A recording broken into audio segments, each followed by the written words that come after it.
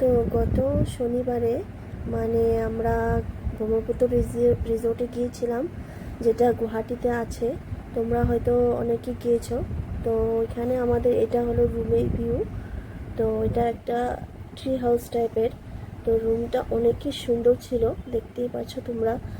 আর বাইরের ওয়েদারটা প্লাস বাইরের ভিউ যেটাকে বলে, মানে সেটা অনেকটাই সুন্দর অ্যান্ড আমার মানে অনেক ভালো লেগেছে।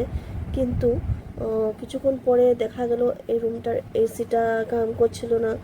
তো জানো এখন জুলাই মাস, এতটাই গরম যে এখানে এসি ছাড়া থাকাটা অনেক মানে অসহ্যকর। সেজন্য আমরা না চাইতে হলেও আমাদের রুমটা চেঞ্জ করতে লাগছে। তারপর দেখো এখানে আমার মেয়ে, তাকে একটা গুয়াহাটি ফেন্সি থেকে সাথে কিনে দেয়, সেটা নিয়ে এসে খেলা করছে।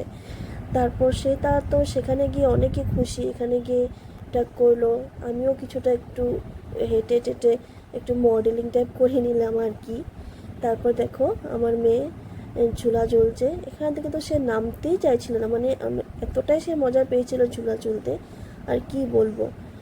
সে অনেকটাই খুশি হয়েছিল সেখানে গিয়ে, কারণ এইরকম দৃশ্য সে ফার্স্ট টাইম পেয়েছে। তো আমাদেরও ইন্টেনশন ছিল তাকে এইসব দৃশ্য দেখানো, বাইরের সাথে একটু মেলামেশা করা।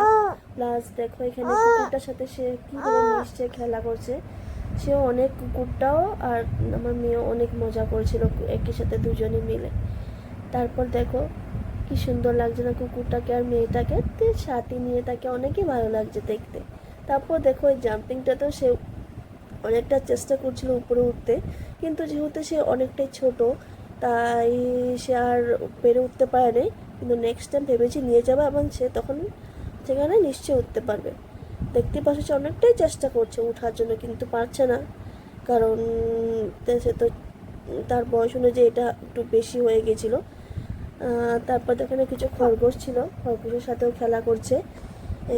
খরগোশের সাথে অনেক সুন্দরভাবে সে মিশে গিয়েছিল, দেখতেই পাচ্ছ তোমরা। খরগোশগুলোকে কিউট, তাই না?